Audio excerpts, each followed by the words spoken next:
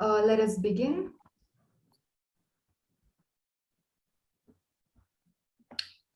Hello, and welcome to the fifth day of the Rethinking Economics India Network's 2021 annual event, Dialogues on Economic Realities. The plenary session is titled Rethinking International Institutions, a Global South Perspective, under the larger theme of global governance and the Global South. This plenary is organized by the Rethinking Economics India Network in collaboration with the South Asia Working Group of the YSI. To give you a brief about the organizers, the Rethinking Economics is an international network of students, academics, and professionals building better economics in society and the classroom. The India Network aims to bring together an ecosystem of stakeholders in this space, individuals, universities, civil society, and the private sector, in order to scale collaborative efforts for teaching, learning, and discussion. While the Young Scholars Initiative is a community of students, young professionals, and researchers from around the globe pursuing new and critical ways of thinking about the economy. The South Asia Working Group is one among the 21 working groups and the most recent one to have been formed under the YSI. It aims to provide a platform for young scholars from South Asia or anybody who's pursuing research in this region. Now, we have with us as the chair, Ms. Lebohang Leipolo, Senior Research Fellow and Political Economist at the Trade Collective. She has worked extensively in the field of business and social enterprise policy, an intellectual with over 25 years of experience within the private, public, and development sectors across the globe. Her special contribution has been towards the transformation of organizations across the African continent, facilitating crucial strategic dialogue and mediating executive discussions with business, social, and policy leaders. It is an honor to have you here. Our panel includes Dr. Jomo, Fellow of the Academy of Science Malaysia, Emeritus Professor, University of Malaya, and Senior Advisor, Khazanah Research Institute, Founder and Chair of the International Development Economics Associate, Visiting Fellow at the Initiative for Policy Dialogue at Columbia University.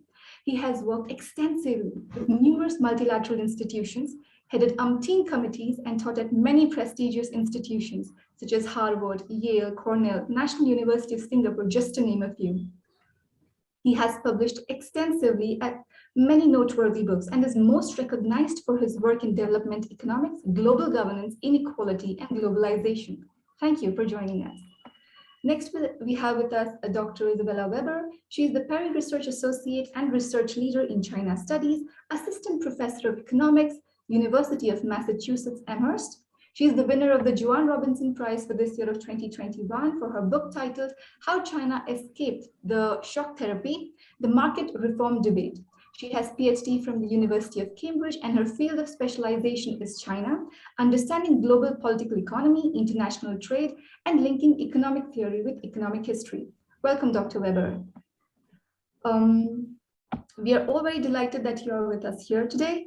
And now I will just make a small introduction to what we are having in the session today.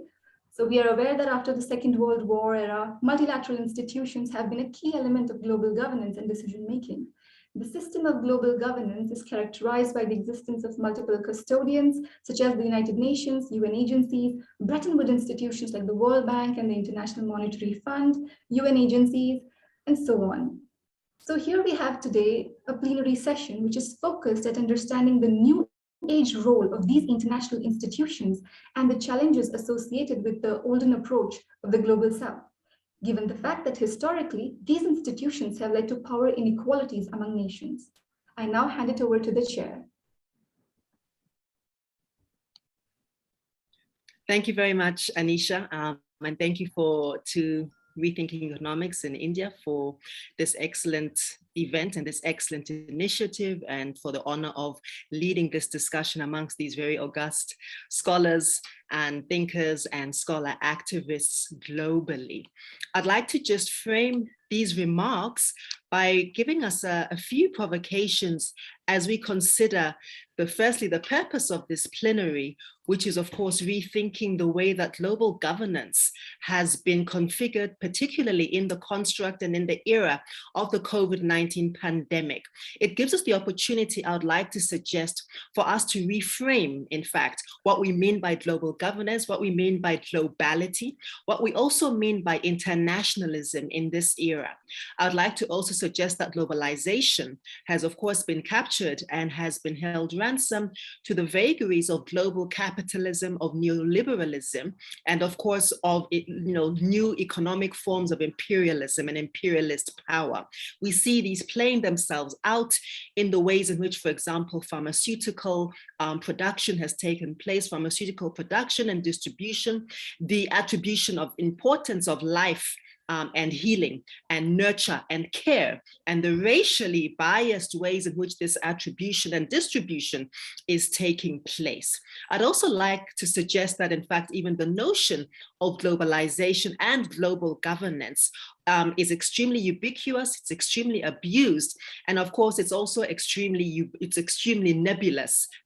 It was really this imposition, I'd like to suggest, is really robbing us of the kind of conceptual clarity, the conceptual rigor, and it's really forcing us to fall back on some of the more mundane forms of international politics for some kind of explanatory sustenance. Now, this illusion of globalization is the old idea that, of course, globalization is this cozy village of people, this cozy egalitarian democratic community of humanity that's sitting around some fireplace, making decisions in a bottom-up way, in ways that, of course, sustain, nourish, and privilege all equally. This, of course, isn't true. So despite its vintage and pedigree, the actual meaning and full implications of terms like globalization and terms like global governance remain generally very weakly understood and open to deep manipulation.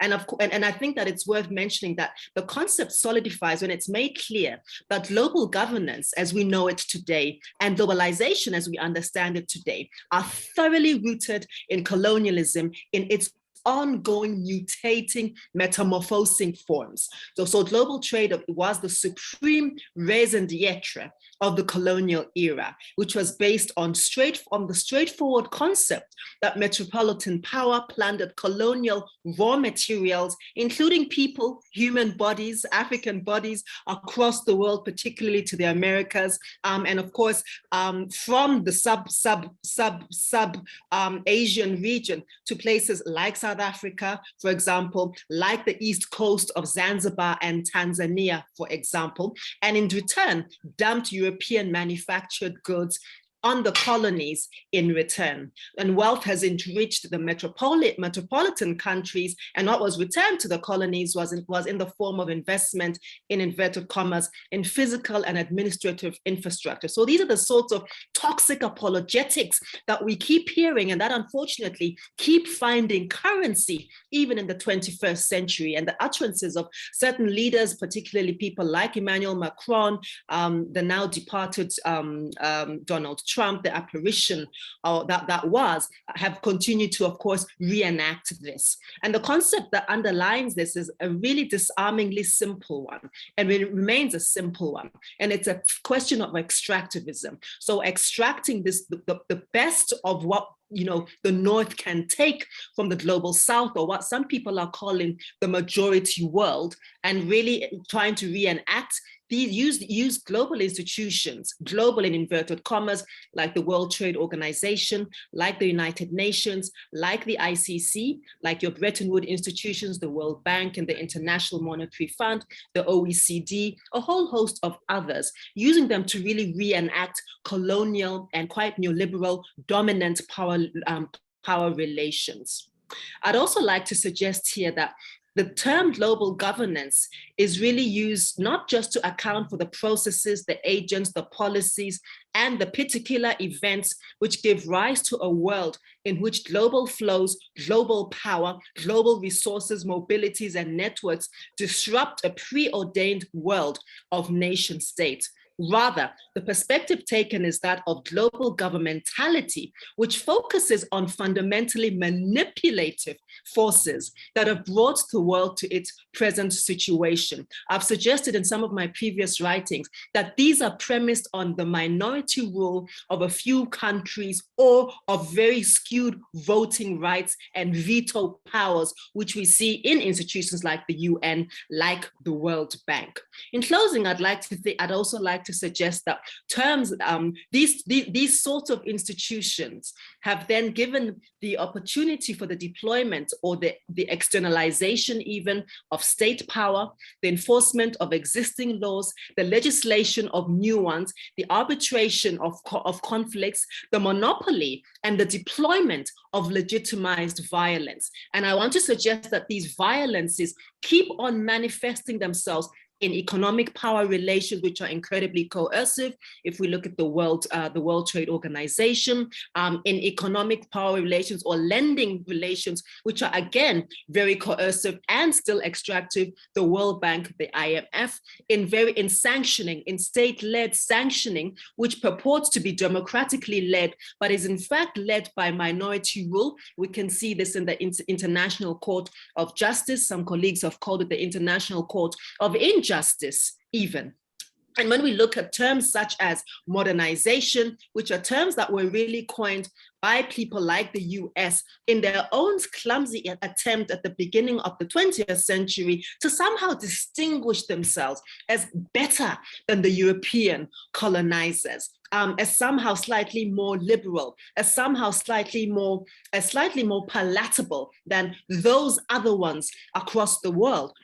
This whole notion of development, modernization, of course, is really more to do with their own evangelical civilizing mission from European colonial policies. And through this approach, we see that global governance, as it has come to be understood and misused and misnamed in many respects, has then used educational, medical institutions, and this sort of spiritual proselytizing approach that suggests that there is one way, that there is no other way. And through this coerciveness, which is often at the behest of a clique of a few northern countries and a few allies in the global south now who are becoming increasingly powerful, we also have to be very mindful that in fact the notion of global governance is very much a reenactment of white male, for the most part, minority rule, and that systemically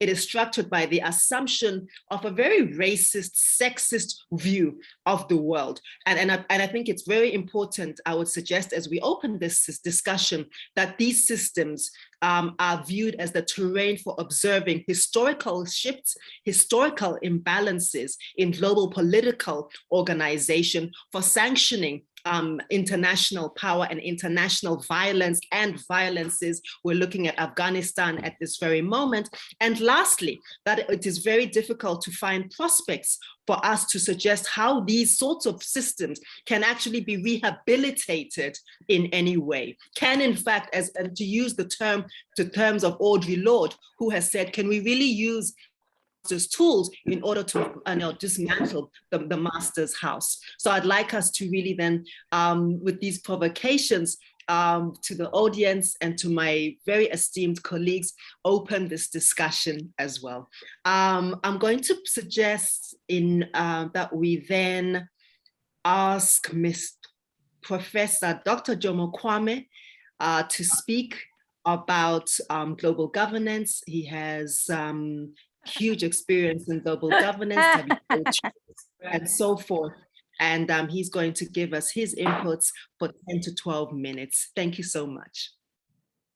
Thank you very much, Lebohang, and thank you also to the organizers, RAIN, as well as INET, for kindly inviting me to be with you this evening, at least in this part of the world. Allow me to make some very quick, sweeping, and perhaps remarks. I think one of the most pressing issues right now, which we all face as we continue to live in the age of the COVID-19 pandemic, of course, is the overhang which is posed by it in terms of the ability to vaccinate the world, to protect the majority of people in the world, as well as to induce and to stimulate recovery, which obviously needs tremendous fiscal resources. And in this regard, the global international institutions which we have have tried to respond. And this is something which is welcome. We contrast it with the efforts in the past to basically ignore the problems of developing countries in the South. And I particularly want to draw attention to all of you to the problems Madam Kristalina Georgieva, the managing director of the IMF, the International Monetary Fund, is currently facing. She's under attack. The Economist magazine in London has called for her to be fired as the managing director. And I think it is very important to recognize that she is, although the ostensible reasons for asking her to resign have got nothing to do with the developing countries, she has probably introduced much more for the developing countries in terms of financing vaccines and so on and so forth than any previous managing director, at least within my own living memory. Another example of how important governance is the whole question of the World Trade Organization dispute settlement mechanism, which has existed obviously since the World Trade Organization was created in the middle of the 90s, but which the US government, not just the Trump administration, has systematically blocked. So the dispute settlement mechanism, which is supposed to help to resolve all outstanding disputes, has basically been effectively made dysfunctional, ineffective in the recent period. So we have a problem of the governance of international institutions, but even the possibility of resolving some of the issues in favor of developing countries is systematically being frustrated through governance mechanisms. Let me move on to another issue which obviously is haunting all of us. And that's the issue, of course, of the TRIPS waiver, which is being called for by both South Africa, your own country, as well as India. This resolution has the support of over 100 developing countries, but has been blocked and continues to be blocked, especially by European countries, and is likely to be blocked for some time to come. And this, I want to emphasize, is completely contrary to the spirit of the so-called public health exception. The late Nelson Mandela Madiba fought very hard for this, and although it was only instituted in the aftermath of 9/11, exactly 20 years ago, nonetheless, it represents some recognition of how the fact that there are very few, there are no curbs in the US, for example, on pricing of medicines. And this, of course, is basically renders the rest of the world vulnerable to super exploitation of in terms of the availability of medicines.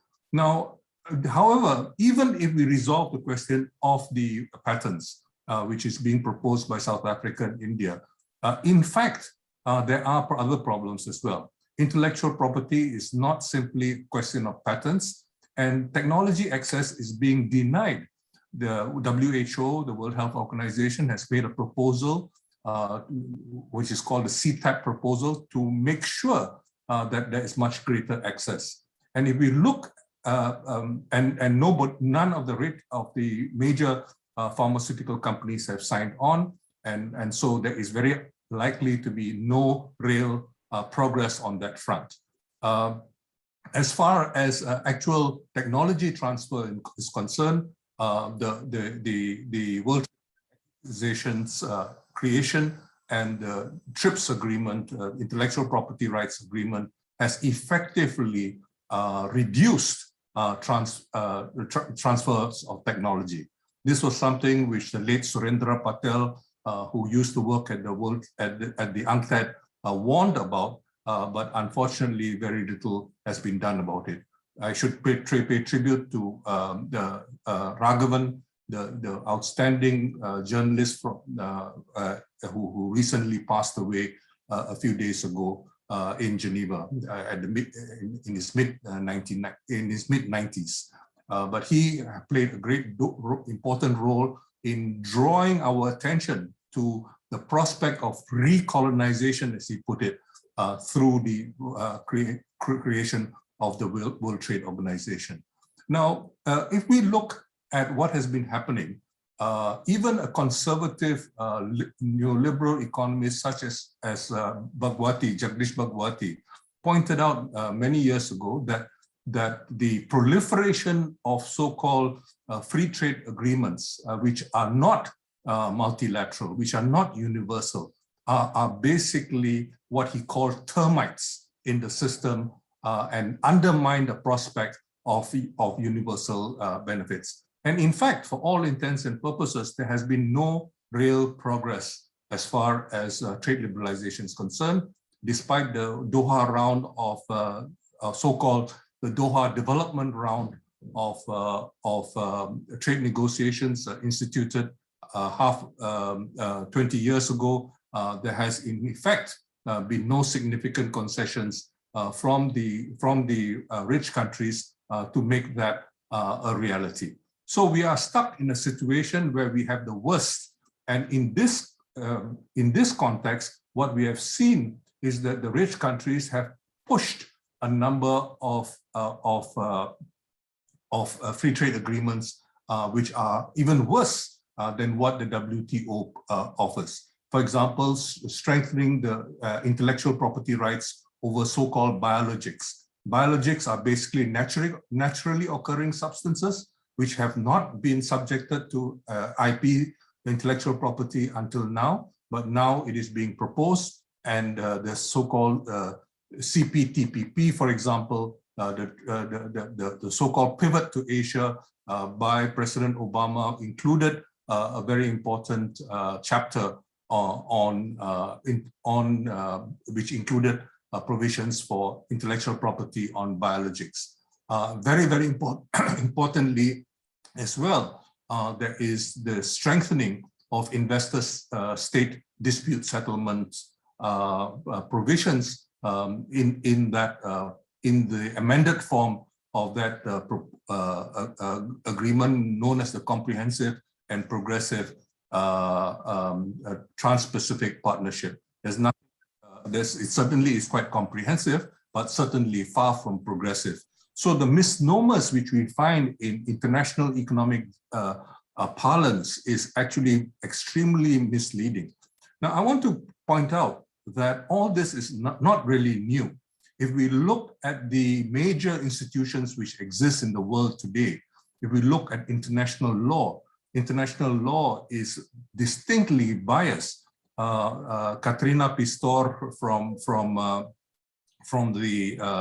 Columbia Law School has pointed out in her excellent book on the codification of law how property rights have been enhanced, and how property rights have been enhanced really at the expense of human rights and so on and so forth. So when human rights activists talk about a right to this and that and the other, they often forget that when you talk about a rights-based approach, what others and most lawyers have in mind is not a human rights-based approach, but rather a property rights-based approach. So we have to be very careful about the language and the vocabulary which we invoke.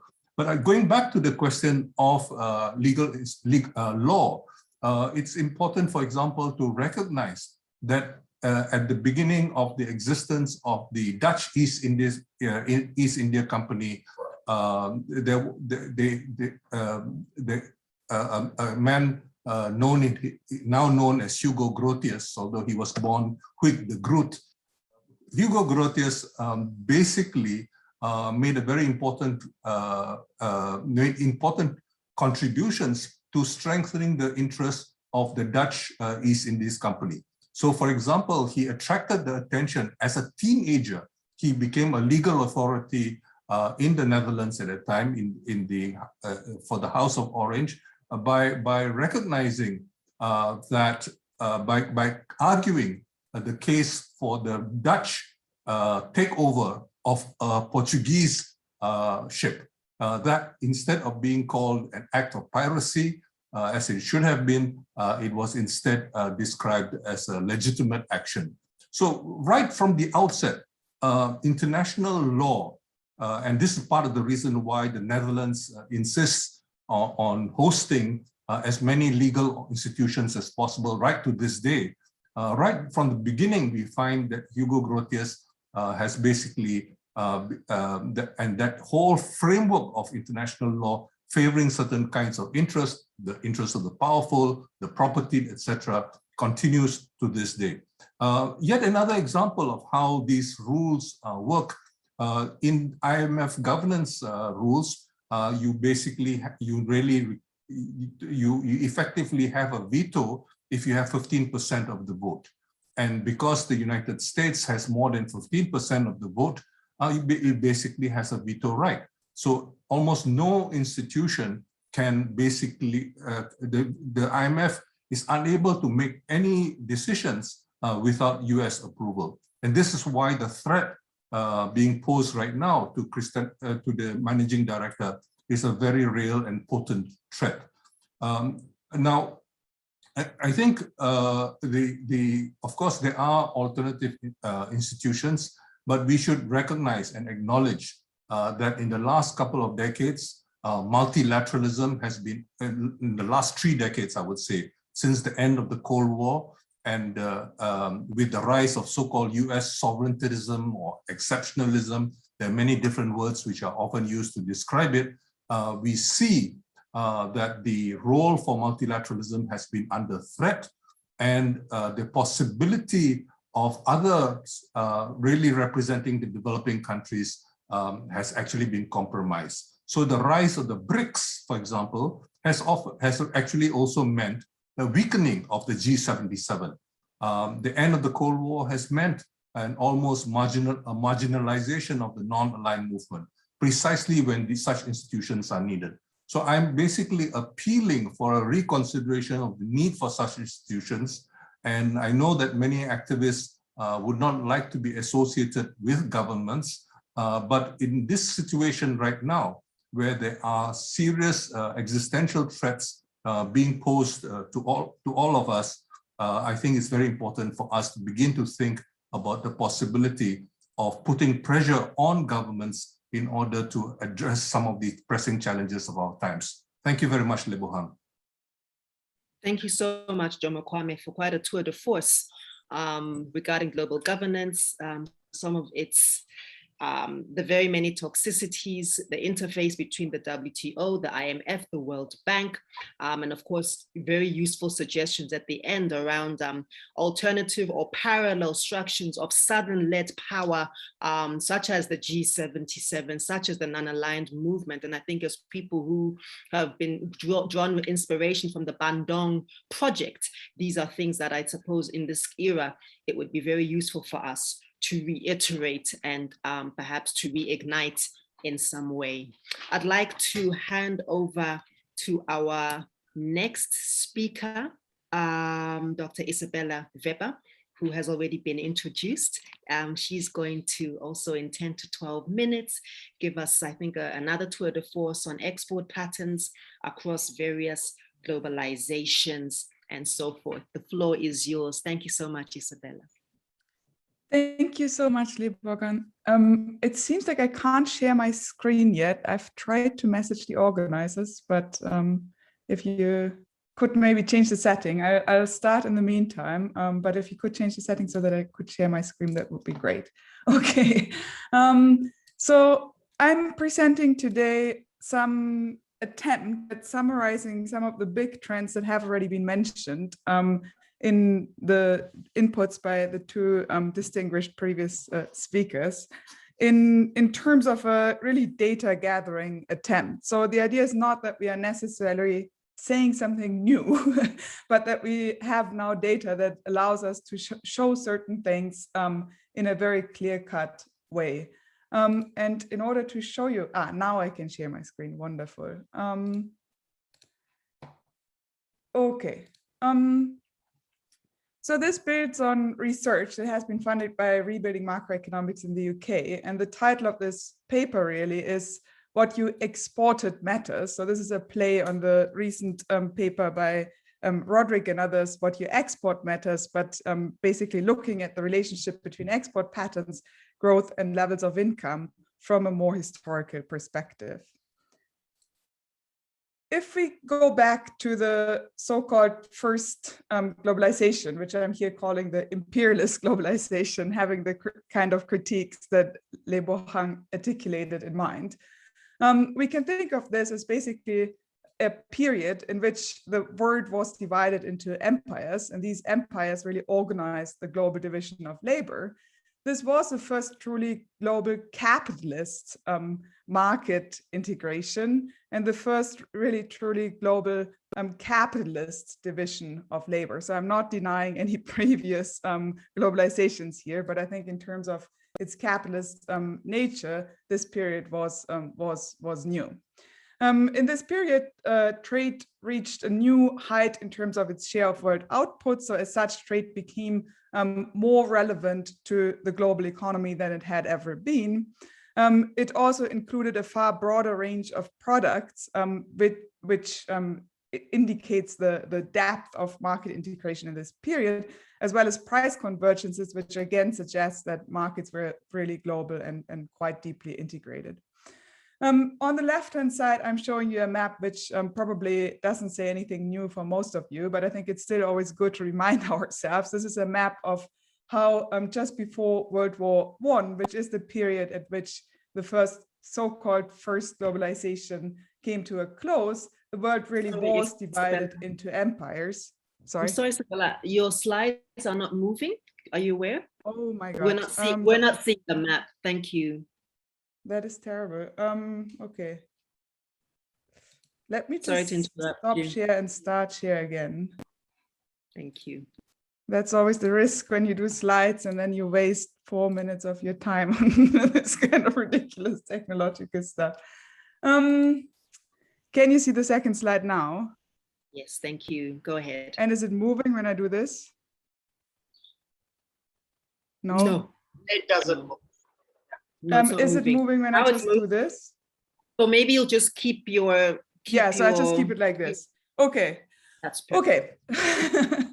Okay, so basically, first globalization, imperialist globalization, were divided into empires, and these empires structure the global division of labor. Second globalization, I think a lot has already been said. We can think of this as a neoliberal globalization. So on the surface, radically different set of institutions, but there's this questions, what are the continuities in basic trade patterns across these two kinds of globalizations that on the surface seem to be following very different logics of organization. But once we unpack the power relations and so on, as the previous two speakers have already done brilliantly, and we can see a lot of continuities. So what we are doing in this project is we are basically collecting data on the first globalization in order to map the continuities. So we have constructed a new database which captures exports on the commodity level for 10 years at the peak of the first globalization, using mainly colonial statistics and international compilations at the time. But since this was the greatest expansion of empires, colonial statistics capture a very large share of global trade at this time. Just to give you a sense of how what we have done compares to previous data, the previous data set that exists was from 1959, which recorded 57 distinct commodities, and we are recording 545 unique SITC codes. This is unique commodities for the period 1896 to 1906. Okay, so in the standard literature on the first globalization, there is this idea that this has been a great specialization, which comes with all the baggage of Ricardian economics, where there's the idea, well, it's just a case that the global south has a comparative advantage in exporting raw materials, and the global north has a comparative advantage in exporting manufacturing goods. So hence, yes, there is a great specialization. Some are exporting manufactured goods, others are exporting raw materials, but that's great because free trade is beneficial to everybody, makes everybody better off, right? In contrast, we can take a Smithian starting point and reinterpret Smith from a radical point of view, as many before us have done, and look at free trade not from the perspective of comparative advantage, but from the perspective of absolute advantages, where these absolute advantages are not translated into some sort of magic beneficial outcomes for all. And one consequence of this is that we don't think of trade as self-balancing. Another consequence of this is that we think of trade not as a great specialization, but as a great polarization between countries that are highly diversified and as such have in some sense full-fledged capitalist economies of their own, and other countries that are kind of the feed-in countries into the full-fledged capitalist economies in other parts of the world. Now, this graph here maps the distribution across sectors in our data in the first globalization. This is these colored lines, and the red dots is the levels of diversification. And the blue line is the share in manufacturing. So you can see that, yes, there is a polarization between basically the imperialist countries in the north exporting manufactured goods and basically the rest of the world exporting different kinds of raw materials, but primarily raw materials. Nevertheless, this is also strongly correlated with diversification. So in other words, it's not simply both parts of the world are specializing, but instead it's a polarization between diversification on the part of the North and a forced specialization on the part of the global South. If we look at this export diversification from a geographic perspective, this is how the map looks like, where the brightest yellow is the highest level of global diversification and dark blue is the lowest level of diversification. So we can see a picture that should ring fairly familiar in terms of global export patterns. And in fact, if we compare the two globalizations, it's almost shocking how similar these two maps are across a whole century. Another way of looking at this is to simply plot the level of export diversification. And I'm sorry, something weird happened here with my slide. In the first era of globalization against the second era of globalization. So here we have on the horizontal axis, the turn of the 20th century, and on the vertical axis, the turn of the 21st century. And you can see that this has a correlation coefficient of 0.73, which is really very high. In other words, the position in which countries were in the global diversification hierarchy 100 years ago under imperialism proper still largely determines where countries are today. Now we have color-coded this into countries that were colonized, countries that were colonizers, and countries that were independent in 1900. And we can see that we basically have this cloud of colonizers that is flying above everybody else then and now. And then we have like a concentration of formerly colonized countries at the bottom of the diversification hierarchy then and now. And then we have a slightly mixed picture in the middle, which basically these countries are in some sense the hopeful outliers, which are above the best fitted line. We can do something similar with economic complexity, which is a now fairly fashionable measure of trying to capture countries' so-called productive capabilities, which is really a way of using export data and not only looking at how many different commodities are being exported, but using algorithms to identify something about the kind of commodities that are being exported. And the picture is basically very similar. We still have a very strong correlation coefficient across this century. We still have the dominant colonial powers dominating the top of the hierarchy. There's a little bit more of mixing up going on, which suggests that to the extent that countries are moving out of this strict hierarchy of diversification, this is through upgrading their exports rather than through adding a larger number of distinct commodities. Now, there has been historically there has been in the literature it's been established that economic complexity has a very strong empirical relationship with GDP per capita. So what we are doing here is we are using our economic complexity measure for the turn of the 19th century under imperialism proper to basically predict the GDP per capita at the turn of the 21st century. And again, we get a strikingly good fit, which suggests that basically the trade patterns under imperialism proper until today are enormously good predictors for income levels in the present institutional arrangement. We have done a lot of fancy econometrics controlling for all sorts of things that are considered as determinants of development, such as human capital, institutions in the sense of property rights, and so on. We have also controlled for colonial status, and we have basically found, and for geography and so on, we have basically found that colonial status is the most powerful explanatory variable for the historical data, but that beyond this, this persistence that we find is really enormously robust. We can instrument this and so on. Okay, so the gist of this is basically that that the points that have already been made in so eloquent terms by the two previous speakers, we can substantiate them in a very humble way with a new kind of data exercise that in some sense can draw some dots to try to pin down some of these very long-term structural continuities that can be traced in very explicit forms to the era of imperialism proper. Thank you very much.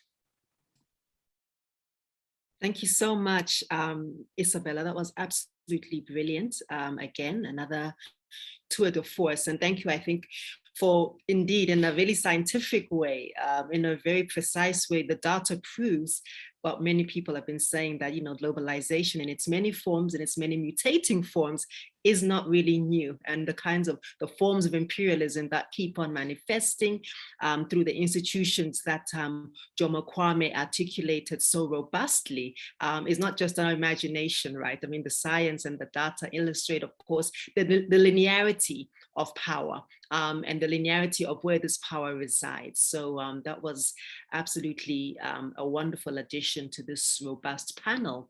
And I'd like to now move to Dr. Jayan Yosei Thomas. He's the professor of economics at the Indian Institute of Technology in Delhi. He's also the China-India visiting fellow with the Ashoka University.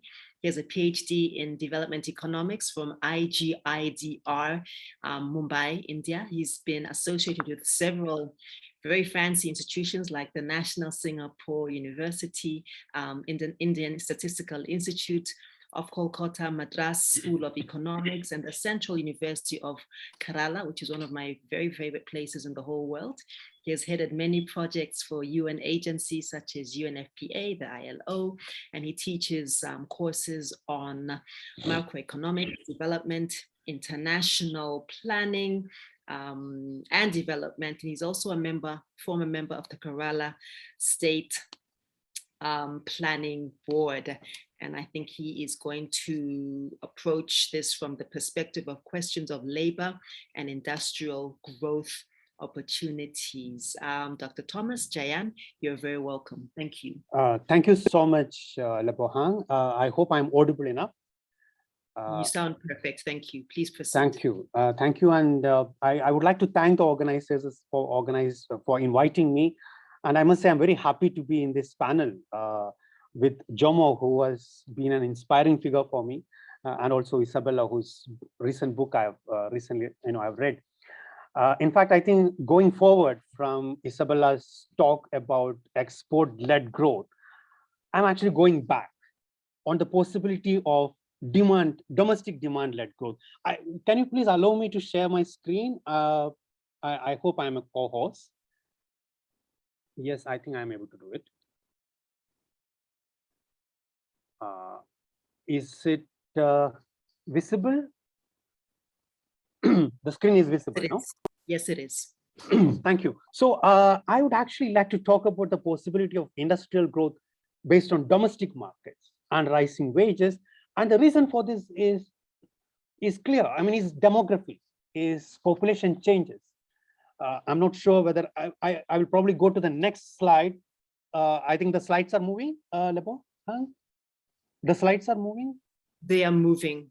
Yeah. So, the demographic changes that have happened over the past 90 years, if you look at it, the period from 1960 to 2010, I mean, has been a period, it includes at least the first 2 decades of that are the golden age of capitalism for Western economies. But then you still have another three decades, 1980 to 2010. You can see that the prime engines of growth have been, one, growth of working age population in the high income Western economies at an annual average rate of 5 million every year. It was increasing. But then came the East Asian countries. They began as producers, export, their growth was largely export led. But clearly the export led growth of the East Asian countries was different from the impoverishing export led growth that happened in the 19th century. Clearly because of, there was much state intervention in shaping the technologies, shaping the route of industrial growth in these countries. So East Asian countries did not remain as producers, not as low-cost producers. They were actually able to move up the value chain, and increasingly they themselves, consumption in the East Asian economies became partly the engine of growth. And when I mean East Asia, we know how it actually changed from from Japan at the beginning to China now, increasingly China now. But look at what might happen or what can possibly happen over the next half century or the next 40 years, 2010 to 2050. We are going to see a decline in population, working age population, that is, in not just the high income Western economies, but also in China, also in the entire East Asian bloc. So which means that growth now will have to depend, future growth of the global economy will have to depend on some of these poor countries, South Asian countries, including India, and Sub-Saharan Africa, where the working age population growth will be the fastest over the next half century. India and China are important because these are obviously 2 populous countries. And as you can see the pattern here, China's demographic advantage was during the 80s, 70s, 80s. But as you can see from 2010 onwards, China's working age population is declining. But for India, of course, it had a for its slower fertility decline, it is going to have what you may call a demographic dividend, or also a demographic big challenge, because it's also a challenge of creating new jobs. But I would say that both India and China are important also because in the 1950s, they perhaps among countries which had a colonial past of varying degrees, they were perhaps bold enough to chart a new and ambitious strategy for industrialization based on self-reliance, based on own technologies and domestic markets. In fact, I think that is probably the first time in, and I think that was a big breakthrough in the history of industrialization. India's industrialization, 1950s onwards, led by the first Prime Minister Jawaharlal Nehru, clearly had big successes in terms of technology acquisition, in terms of building institutions which can acquire technology, including the one I teach, the Indian Institute of Technology, Delhi. But I think where it failed in the early years, 50s to 80s, was in building a domestic demand base, especially in a country which has a highly unequal society, highly caste,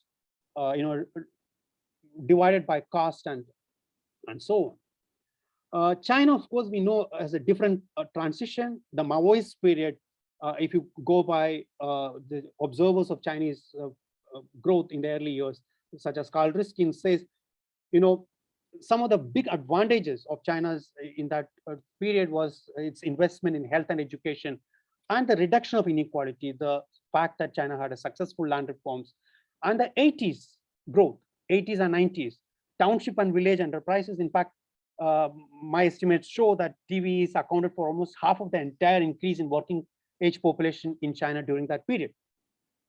And the results are very clear. Now, if you look at even in 1990, India and China were at similar levels of per capita income. But today, if China's per capita income almost 2.4 times the Indian level, and China is also clearly ahead of India in terms of human development.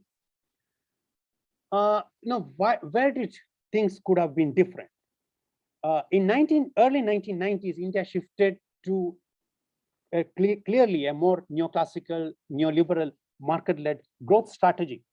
So, which meant that a continued stagnation in public expenditures, including health and other social services, but also some of the earlier achievements in technology acquisition, in having a strong industrial policy. In those counts as well, there was a weakening. And what results is an employment challenge. And the employment challenge is obvious because there's a working age population, young people seeking jobs in sectors other than agriculture. And my estimates show that I can come to that. But clearly one reason, I hope this graph will be clear enough. There was a phase, especially the second half of the 2000s, when India's growth was quite fast. And also it had a somewhat of an inclusive phase. There were some public employment programs, such as the Mahatma Gandhi National Rural Employment Guarantee Scheme. One aspect of it was this rising investment rate. As you can see, in 2008, China and India were almost at similar levels in terms of investment rates. However, the response to the financial crisis, China and India had very different responses.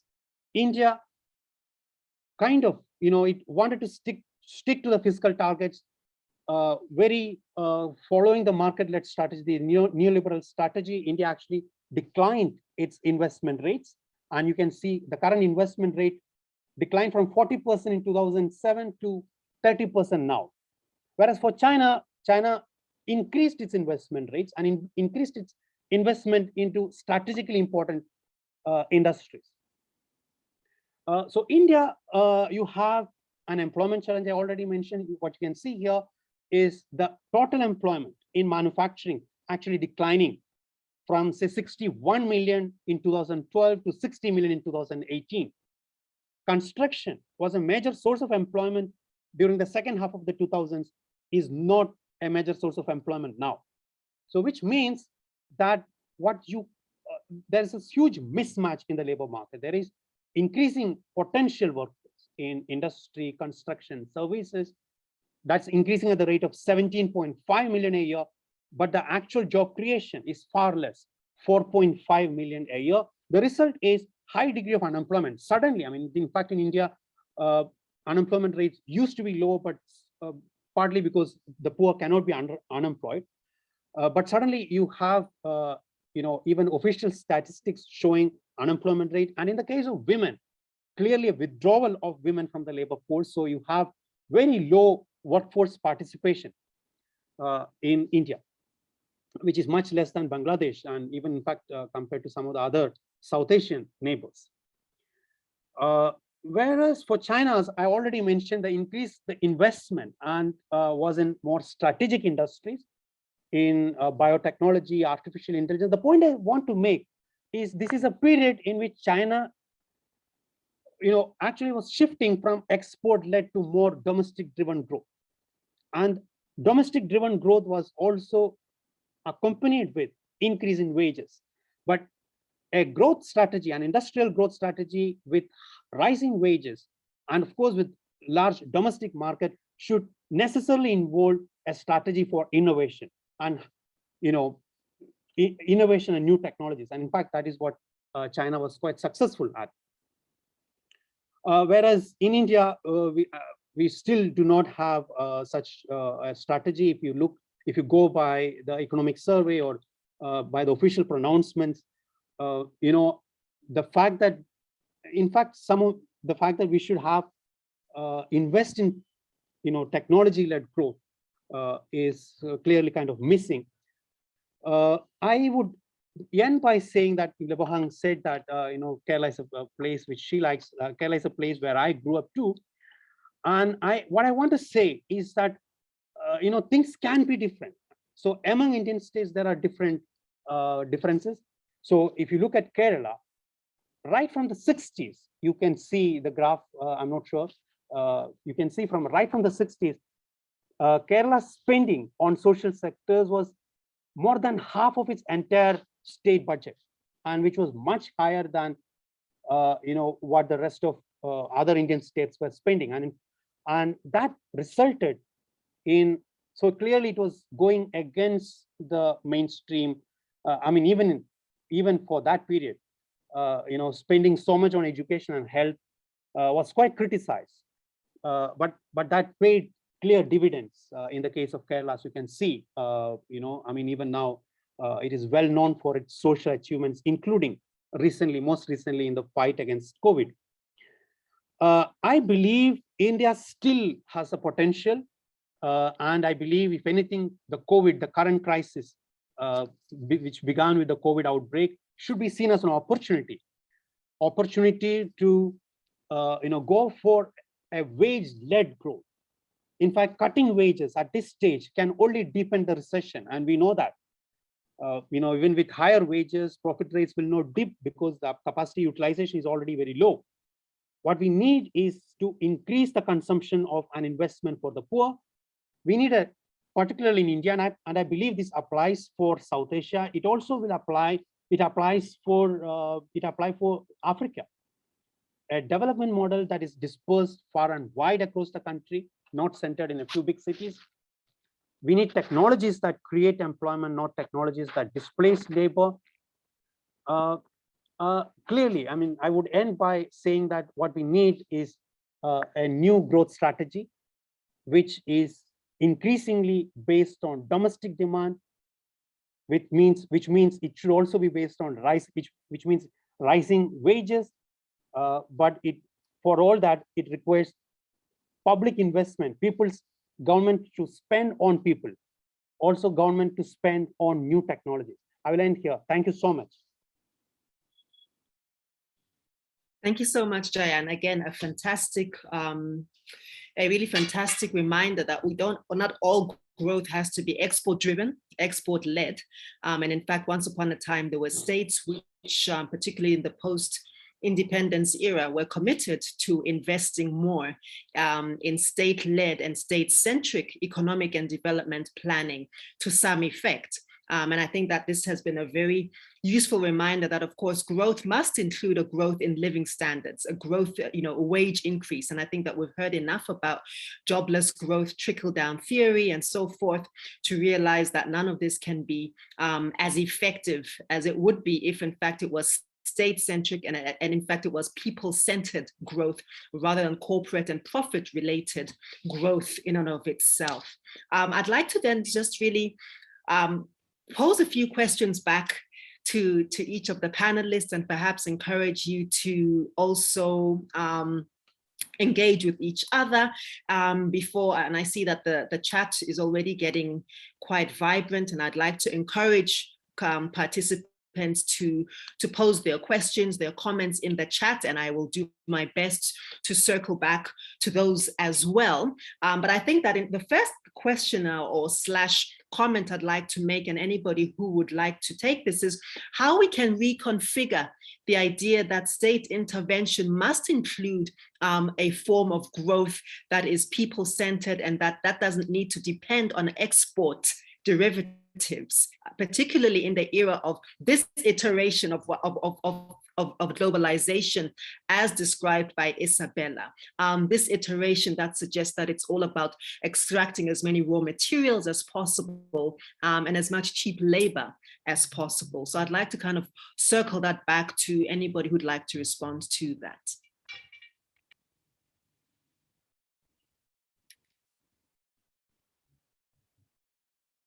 Okay, I'll pick on Jomo. Kwame, go ahead.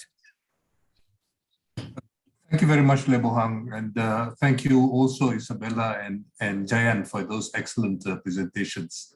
I don't have any straightforward answer. I think the conditions of the countries in which we live differ very, very greatly. So the options for a country like Malawi or Botswana and so on are quite different from a country like China or India.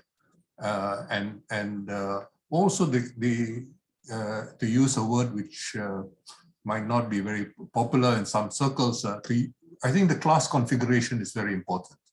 If we look at East Asian development over the last half century, East Asian development largely was based on a domestic capitalist class and the ability of the state to support but also discipline that capitalist class. And right now, Isabella, please correct me if I'm wrong, what we see in China today is another attempt by the Chinese regime to discipline the capitalist class. It's very interesting for me to listen to Li Kai-fu, the artificial intelligence investor, who was talking about how by hitting the biggest capital, you are basically creating the conditions for much more competition. So you have almost a check and balance through this kind of process. So I think it's very important for us to question some of the assumptions we make, and I'm sure what is possible for a place like Nepal or even Sri Lanka would be different. But it's really the political settlement, as some friends would like to call it, which makes the huge difference. And this is where I think, sadly, many developing countries have been chasing their own tail, have been doing things largely at the behest of Washington, and now increasingly at the behest of Davos, of the World Economic Forum. My own country, Malaysia, just announced its 12th five-year plan. And it is full of new slogans. But the slogans are now from Davos, not from Washington, which tells you that the business community is far more influential. But it's not a domestic business community, it's a transnational business community which is setting the terms for the development discourse. And this, I think, is a very major challenge. So what is possible in countries like China and India become very different. As you know, Lebohang, in Africa, there is a discussion about the African Continental Free Trade Area. But it presumes that free trade alone would be able to bridge the differences between, say, South Africa or some of the more developed countries in the north with some of the poorer countries, Chad, and Niger, and so on and so forth. So there are no one-size-fits-all options, but I think it's very important for us to begin to think.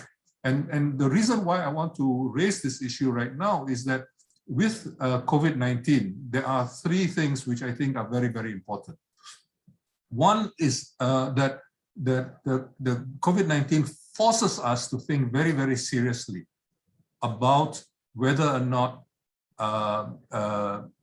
governments are working with the people. Because the slogan of an all-of-government approach, a whole-of-society approach, demands governments and societies to be engaged. And when societies are much more conscious about the situations in which they face, they obviously become much more imaginative and realize many of the things which are problematic. The second thing, of course, is that what Isabella was reminding us of is the international situation.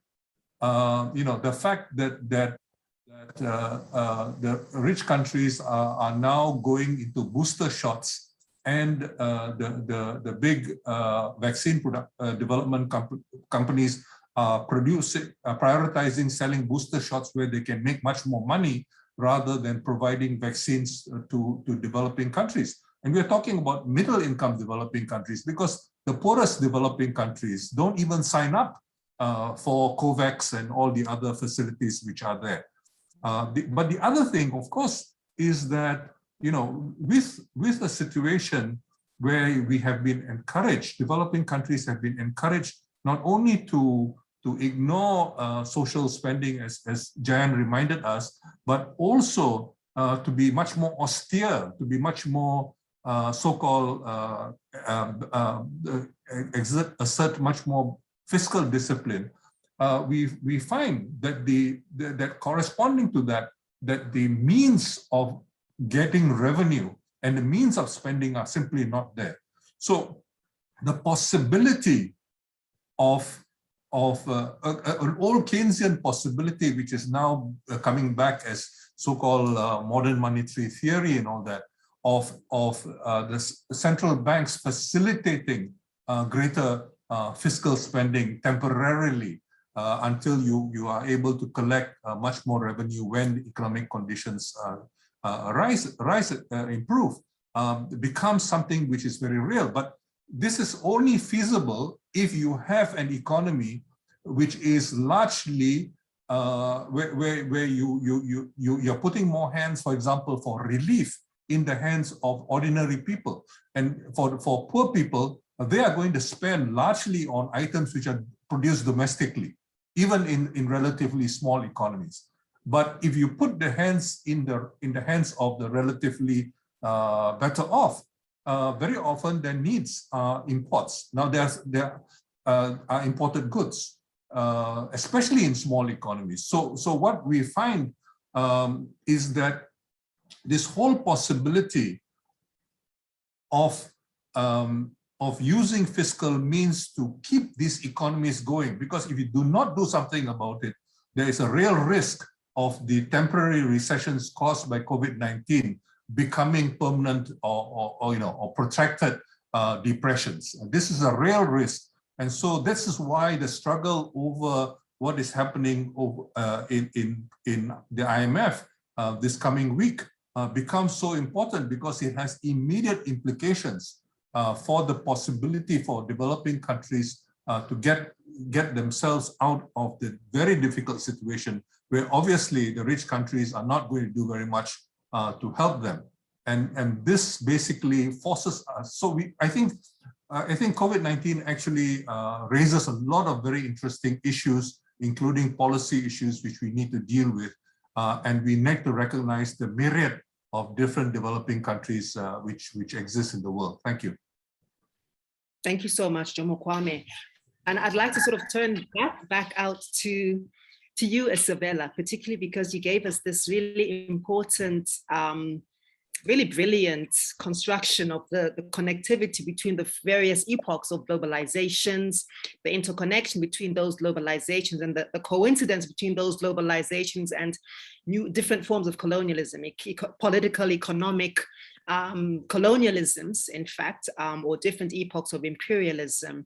And in so asking, I'd also like you to then consider then how it's possible to potentially deconstruct the notion of power, where it is centered in relation to those imperial and colonial constructs. I also would like to challenge us in terms of our framing. I'm a bit of a grammar Nazi. So when I hear words like poor countries, wealthy countries, particularly given our different historical realities of colonialisms, of human trafficking known as the slave trades, and so forth, I'd like to ask us to examine that a bit more closely, because the truth of the matter is that many countries of the global north which have acquired wealth have acquired that by stealth, by genocide, by different forms of Holocaust, by theft of human bodies. They are not wealthy per se, and we're not poor per se. We've been depleted, but we certainly are not poor with most of the resources, human, mineral, and so forth. So in the light of that, Isabel and anybody else who'd like to jump in, and given your really wonderful matrix of power, how do you suggest we could potentially reanalyze power and power centricity of global nations, whatever global means. Yeah, thank you for this great question. So I've basically come to think that from the perspective of these overwhelming power structures and their overwhelming persistence, that maybe we have to think about these questions of growth, and if you want to call it development or models and all of that, from the perspective more of some sort of guerrilla warfare, where really the task is to create a guerrilla type of strategy for each and every locality that is depleted, to use your word, and try to understand that what are the richness, what is the richness in the locality that can be used in the sense of developing a very flexible, locally tailored type of strategy that allows countries in alliance or regional, internationally, however that may look, to kind of try to poke holes strategically into this overwhelming structure. I know this is fairly abstract, but that's kind of an image that has been on my mind, also studying China's experience and the importance of guerrilla warfare in the 40s as a way of thinking about economic policy design all the way into the 1980s. Which brings me to the China topic, and I'd like to continue on the theme raised by Jomo and Jayan. So I think that the Chinese experience cannot provide us with a model of how to break out of this overarching global power structure. But I think it can help us to kind of debunk two important myths. I think, or maybe even three. The first one is that marketization is not necessarily westernization. So this kind of can challenge us to break out of the dichotomy of plan or market, state or private type of thinking, which can challenge us to think marketization and the use of markets in a more pluralistic fashion, where marketization is not simply the establishment of neoliberal institutions. So in that sense, I think the Chinese experience can challenge us to rethink the use of the market as a tool. So from that perspective, then, market reforms are not simply liberalization. China's economic rise is not simply a market miracle. In fact, in some sense, we can argue that the Chinese state today is considerably more powerful than it was in the late 1970s in terms of its institutional capacity in all sorts of dimensions. This is not to romanticize the Chinese experience. There are also many lessons that we have to be wary of. But I think it can help us to kind of break out of certain stereotypical ways of thinking about development models.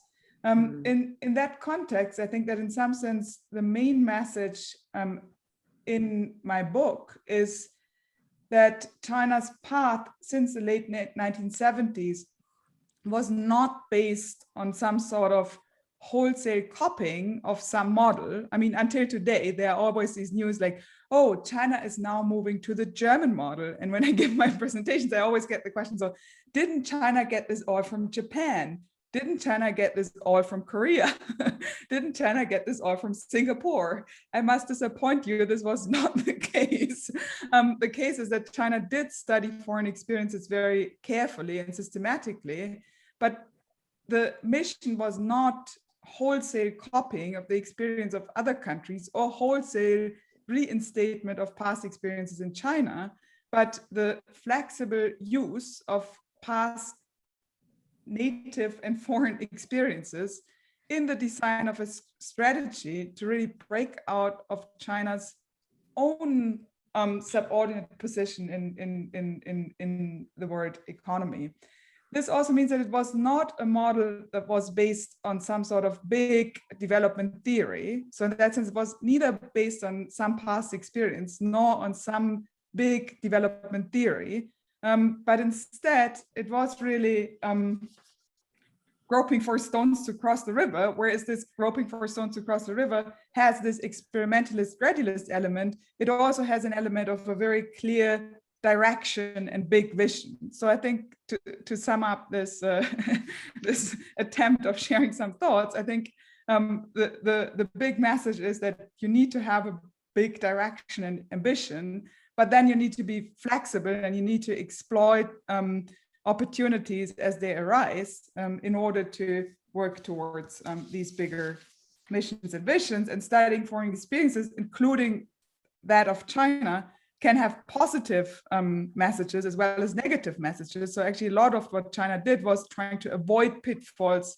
of other countries, right? So I think similarly, when other countries today study China's experience, there are positive messages and there are pitfalls that should be avoided. But the question has always to be, what does the specific Chinese experience tell us about the specific historical context of other places, rather than some sort of big magic bullet that can be extracted and then spread around the world and with some sort of Beijing consensus replacing the Washington consensus or something like that.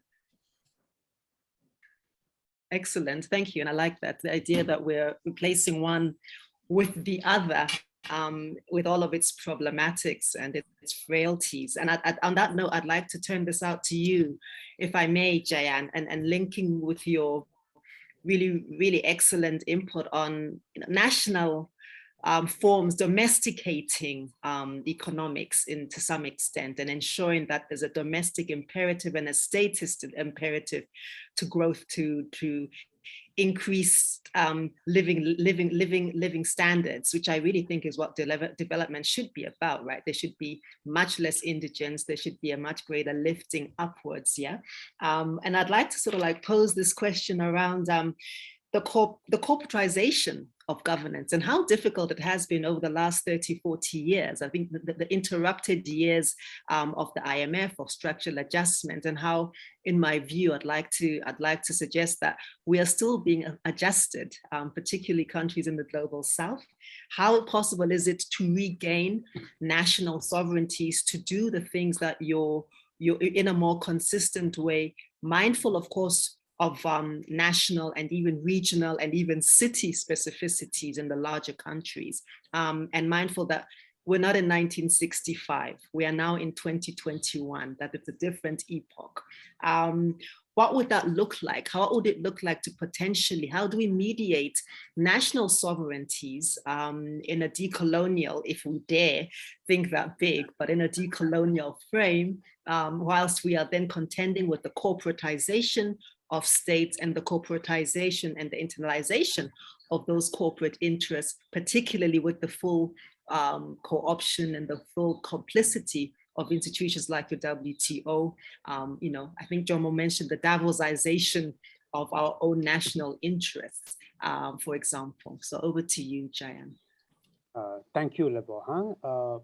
I think I would like to highlight, I mean, I agree, you know, the point that you made about national sovereignty, and this is something which I also want to emphasize on.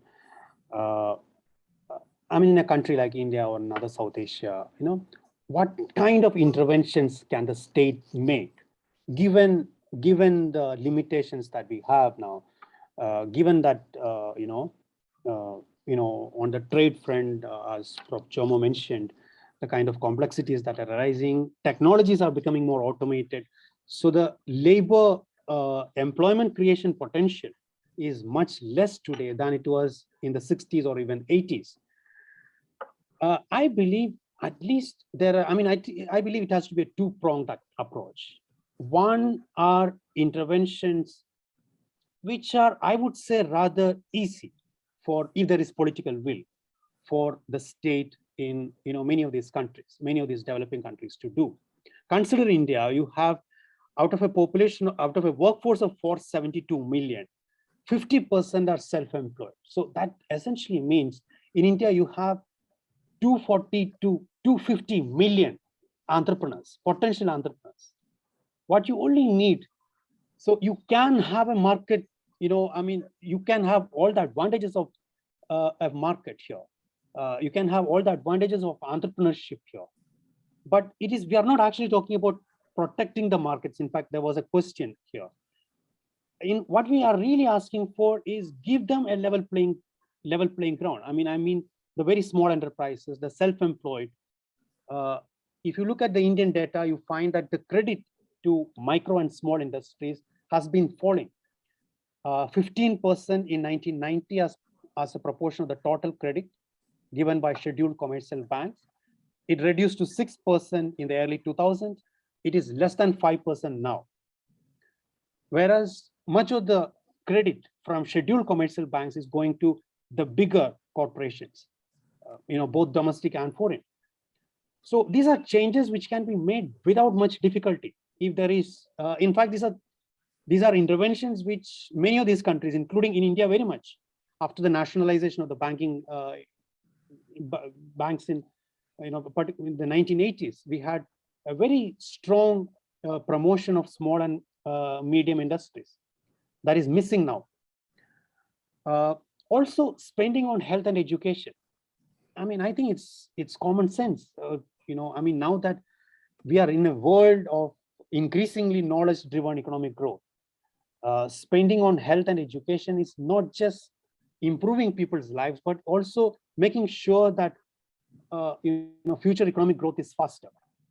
So I guess these are easier interventions from the state. I think what is needed is only political will.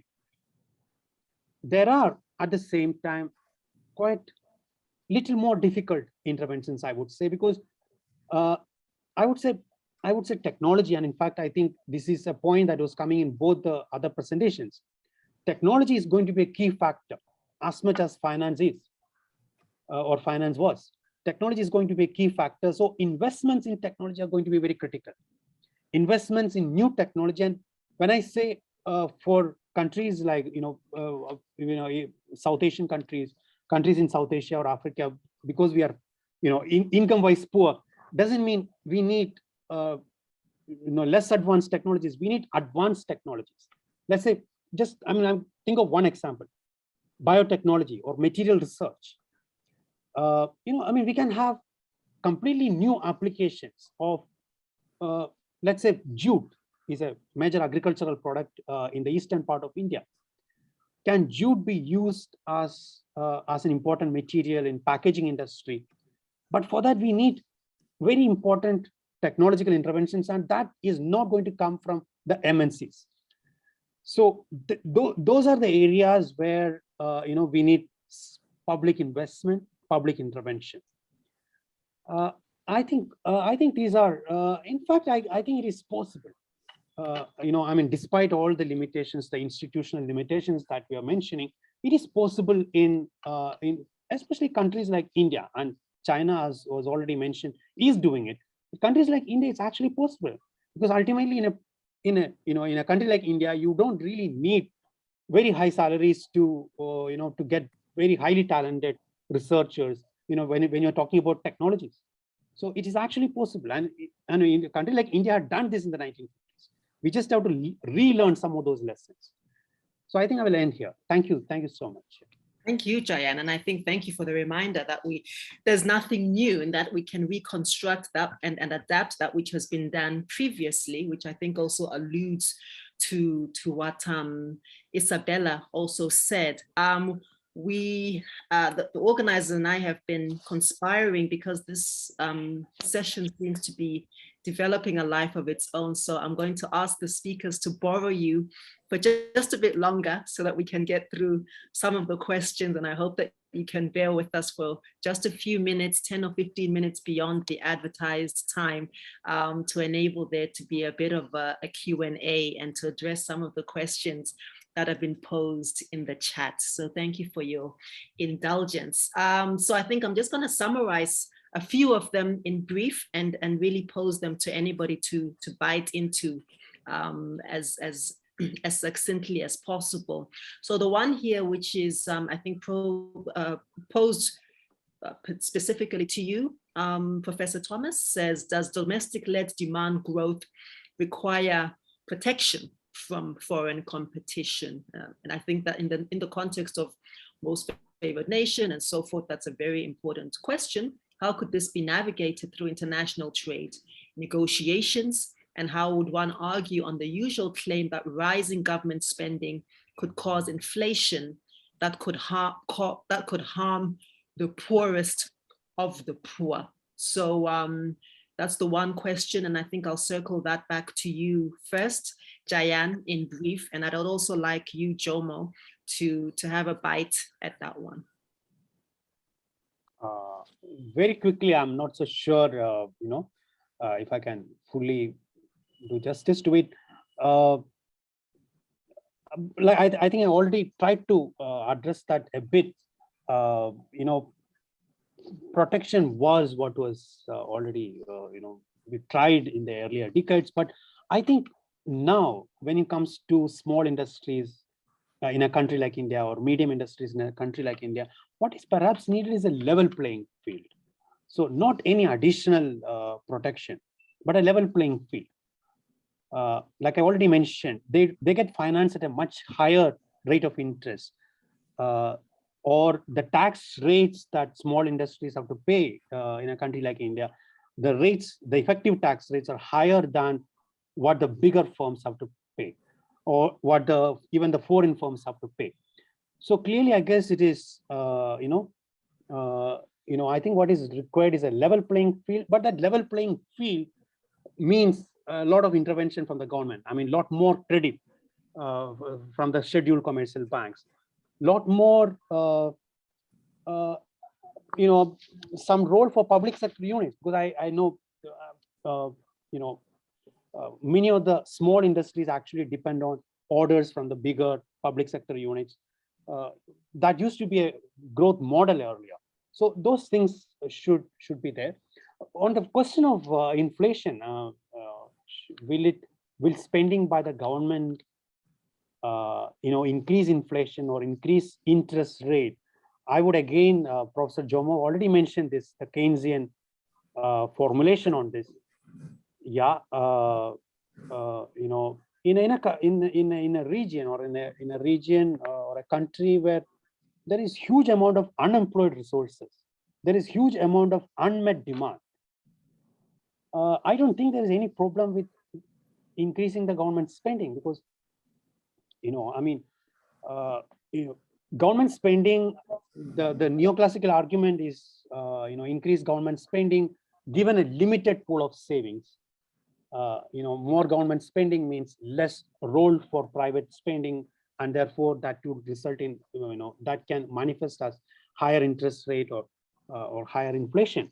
But that is not the case now. I mean, this is an economy which can actually expand. There is unmet potential. There is there is demand. There is also resources, both in terms of labor and in terms of even other resources, capital. So incomes can increase. When incomes increase, savings will increase. So it's not a limited pool of savings that you're talking about. I think that is possible. Very quick answer to this. Thank you. A fantastic response to this. I'd like to bring Jomo Kwame in on this one as well, and also link it to a question I see here on market failures, particularly in the domestic context and the way that they're addressed by domestic governments. And I think what's interesting here is the way that the pandemic has really, rather than making us think quite imaginatively, what I find fascinating is how quickly capitalism and capital has wanted to reconfigure and to recover its wits about it with quite amazing alacrity. I think even more quickly than 2008, much to my personal surprise. And what does this mean? In fact, if industrial nations, as has been said here, continue to be subsidized, and countries which need greater monetary assistance or greater technological assistance, and I think I use the word with caution because it has its own top-downness, but I think that, how do we then deal with this? And I'd like you to take a bite out of that. Jomo Kwame? Thank you, Leboang.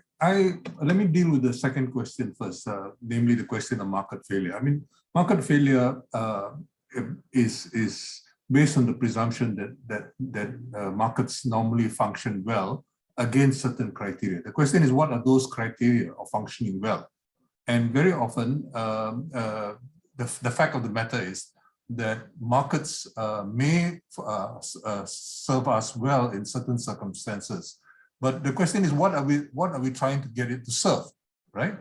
And you know, and for a relatively small developing country, insisting on market competition, invoking the indices for concentration and so on and so forth, and insisting on competition may not necessarily be in the best interest, okay? And I think it's also very important for us to think about what marketization means. Marketization often means commodification of more and more aspects of life, of human life. So services which in the rural communities would be performed by the community, by the village, by the household, etc., etc. In the urban community, in urban situations, cannot be performed anyway. So they are monetized. They become, you know, you need to pay for them, and therefore the comparison of living standards simply on the basis of money metric standards of how much you know can be very misleading. That's why I'm generally quite skeptical about many of these measures of poverty and so on and so forth. I do think it's important to address them, and I think, for example, what China has achieved has been precisely because it hasn't just left it to market forces. It has for markets. Market was very important to motivate greater agricultural output, for example, during the 1980s. But there were all kinds of interventions which have also been important and not without leaving things to the market. And in Africa, for example, there's a lot of rubbish which has been said against how the governments intervene badly, you know, with marketing board and other kinds of arrangements. And if you look at Indian experience, they have actually been quite important in terms of making life much more affordable. But allow me to go back to the other question, and I want to use something very, very basic, okay, namely food. I think what we have seen in many of our societies has been the disruption of so-called supply chains. And the most important supply chain, of course, is a food supply chain. And in the present circumstances, I think we actually have the possibility of changing relations in very important ways. And I want to refer to a point which Isabella made earlier, which is where the Chinese will talk to a German and they say, we want to learn from Germany. And they talk to a Japanese and they say they want to learn from Japan, and so on and so forth. And I think we shouldn't be seduced by this, because I can tell you that something which I was, you know, after the Beijing Olympics, I was involved in making some modest suggestions. 4 years later, all of this, what happened in China was attributed to these suggestions I made. And in fact, it was, let me put it this way, not exactly accurate, okay? So I had suggested, for example, in the poor areas, poor children didn't come to school. So I had suggested that they come to school, that you give them a breakfast in school to induce them to come to school. When 4 years later, when I was being flattered for my suggestion, they said that I was the one behind the school lunch program. And I was quite sure I never suggested lunch program. So I asked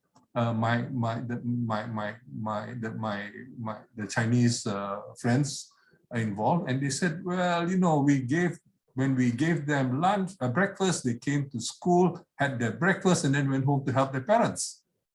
So, but when you have a lunch program, you have to stay in school the whole morning before you get to lunch. So you at least, you know, through the inducement of lunch, get them to study in school during the morning. And they still go back and help their parents in the afternoon, but it's, you know, they at least get some basic education. Now, what they did actually there is really fascinating, because you had dietitians working in different parts of the country, because in a big country like China, as in India and other parts of the world, in different regions, in different parts of you can grow different products. In some products where you're less reliant on water, less susceptible to certain things, and so on and so forth. So what you have is that you basically ensure that children's basic basic micronutrient requirements are met through the school feeding program. And then what they eat at home may not be terribly nutritious, but basically their basic nutritional requirements. And this was very important. So they were very proud, for example, that among girls, girls were no longer anemic, because they had introduced vegetables such as red spinach and so on and so forth, which overcame iron deficiencies and so on. So I think you can actually ensure through such procurement programs, and you procure not to the individual, but you procure to the cooperative, for example, and the cooperative delivers a certain amount of say vegetables, farmers cannot produce exactly 1 ton of vegetables. If you ask for 1 ton every month, they have to produce, let us say, 1.5 tons. They supply 1 ton, and then the rest goes on the domestic market. So slowly the entire community's eating patterns change, because what is available on the market, I'm not exactly a supply side economist, but you can see that what is available on the market changes dietary patterns as well. And so you can, but what was very important is that parents wanted to ensure that you didn't use toxic chemicals, herbicides and so on and so forth. And so you ensured that the food the children were getting were not only nutritious, but also safer, So you can have a lot of other effects when you involve communities. And this is something which is very possible in almost all developing countries, because all developing countries should actually take advantage of the disruption of food supplies and right now to ensure that you have so a very modest school feeding program can have multiple effects in terms of getting more children to come to school, a better physical and cognitive development, and so on and so forth. I mean, this is one simple example, which I think I use this example precisely because it is relevant to almost all societies. Okay, if you start thinking about industry and so on and so forth, many societies are very far from industrialization. But that is something very basic, and of course you can build food processing industries and so on and so forth. But that's another story. So I think this is why I think it is very important for us to think very creatively about the exceptional circumstances in which we are in today because of the pandemic, and try to turn it around to our advantage, and to ensure that we come out of this not building back better as Davos would have it, but rather building forward better. That we embed the whole process of economic recovery with the process of progressive economic reform. Thank you. Fantastic. Thank you. Thank you so much, Jomo Kwame. And I think such an amazing, again, it seems these things seem so obvious, but one wonders, as Jayan, you mentioned, political will. If why states are not able or willing to embark on what seem to be extremely basic and yet so fundamentally and potentially revolutionary and quite inexpensive social experiments, in fact, and social interventions. And I'm not sure that that's the fear of World Bankism, the fear of IMFism, that has actually produced these incredibly kowtowed and extremely slightly spineless states, it would seem to be. But that's a question perhaps for another day. And I'd like to turn this out to you, Isabella, as well. So there's a couple of things. I mean, firstly, your other writings on how China have avoided the shock doctrine and how, in fact, you know, this intersects with their own very important and interesting approach to statism, their own way of being derivative and agile in what they've been able to adapt from others, and how then that they've somehow managed to become not only a political and economic hegemony, but also an ideological hegemony. And even though there's been sort of an attempt to de-link to some extent from the Maoist frame of social and economic development, I think there's no doubting that in some respects, the architecture of Maoism seems to carry over in, I think, the very assertive ways in which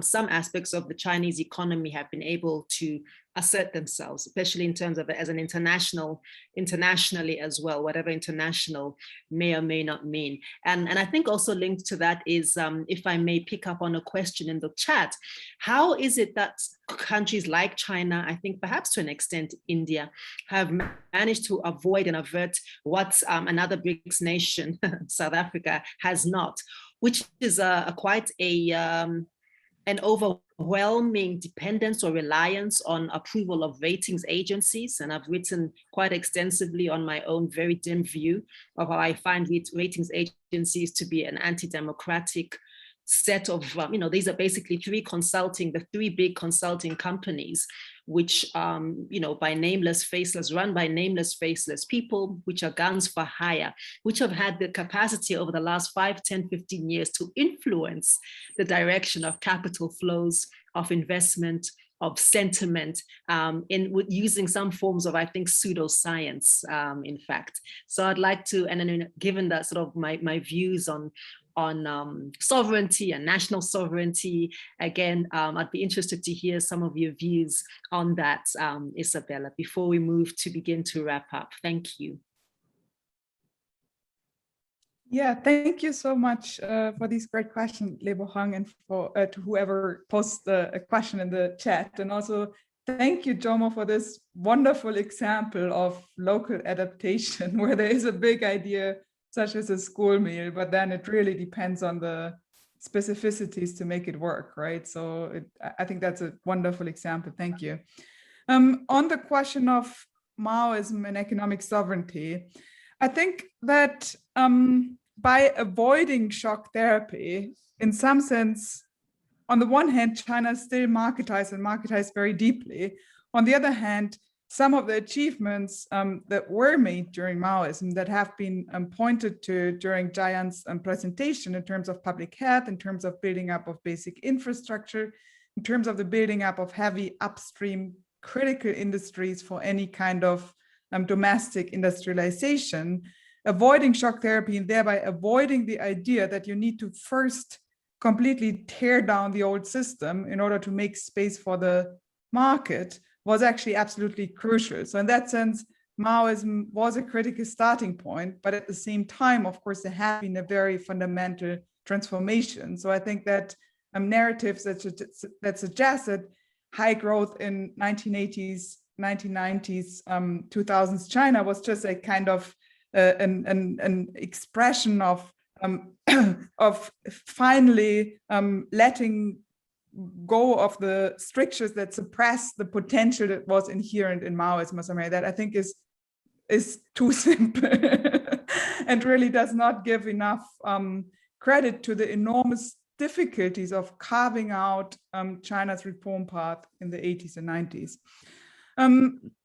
The idea of economic sovereignty, I think, is absolutely important, and I think is perhaps one of the strongest legacies of Maoism in the economic sphere, in the sense that while China was reintegrating into the world economy and was doing so very rapidly, there was always an understanding that the Chinese economy and state should not dissolve in globalization. So in that sense, I think that to some extent, China actually also, or China's experience challenges us to go beyond a dichotomy of domestic-led versus export-led, because while China was engaging in mass exports, The ambition of the Chinese state and the Communist Party, I think, never was to simply be the workshop of big corporations headquartered in the US or the EU. So in that sense, it was export-led in that China in the late 80s, specifically, in fact, Zhao Ziyang, in cooperation with a specific set of economists, realized that the East Asian tigers were about to lose their cost advantage in cheap manufacturing in the light industries, and that China could step into this. But this kind of export-led growth, if you want so, was always meant to feed back into the domestic economy, to feed back into industrial upgrading of upstream industries, and ultimately to prepare the ground for a shift towards a more domestic-led kind of growth model that would be based on a strengthened upstream industry. I also want to connect to the idea of small versus big enterprises in this context. The TVEs were absolutely important, but I think we have to recognize that China's reform path followed a logic of letting go of the downstream inessential industries and keeping control of the upstream most essential industries, which means that on the surface, it looks like it was all a boom of the TVEs. But how could the TVEs have boomed if they didn't have the infrastructure, the coal, the electricity, and so on that was provided by the state-owned upstream sectors? And furthermore, if you look at the situation of China and you look at the fact that some of the so-called national champions in China have managed to rise to the ranks of the Forbes 500 list and so on, and most recently, possibly the first time since the previous globalization, or I mean, in some sense, the first time in capitalist, in the capitalist Western-dominated era, a company from China has moved to the technological frontier in one of the most important technological frontiers, namely 5G, right? Which is a total first, and which would not have been possible without enormous state support, but at the same time, a very deep understanding of market dynamics and so on. On the note of food provisioning, I think, and the agricultural reforms in the 1980s, there's actually an interesting episode that I was told during my interviews and that I'm also describing in my book, where there was a question where after China had moved from collective production to the household responsibility system, where now basically the households had to produce a share in the quota for, let's say, grain, and then beyond producing their share in the quota, they could produce for the market. Then there were some smart, I mean, I'm not saying this cynically, smart neoclassical economists saying, well, this is simply a tax in kind, right? They are paying a part in the quota, which is a tax, and then they are the rest they are producing for the market. So we could as well replace this with simply a tax where they simply pay a tax in kind or a tax in money, okay? But what happened instead was that the Chinese system moved back, and this has actually been massively strengthened and redesigned in the last decade or so, to a model of state market participation, where instead of simply having a tax, the state pledges to buy certain shares in output at a certain price, and thereby sets a floor for farmers for selling grain, which is absolutely important in regulating the relationship between the urban and the rural economy, and which is in some sense aim to balance the relationship between urban and rural people, but also the backbone of the rebuilding and in fact massive expansion of China's public grain storage system that by now has like the largest, by a very far margin, the largest grain public buffer stocks in the world, which is connected to the question of vulnerability to food supply chains, right? I mean, China is a massive country with a very unfavorable ratio of population to fertile land. So that this logic of buffer stocks and state market participation is actually one that is absolutely critical, both institutionally more broadly, but also very specifically and importantly for agriculture and the food sector. And that takes a variety of forms. The school program was mentioned. There's the so-called vegetable basket program, which is more on a local level, which is with local governments and so on.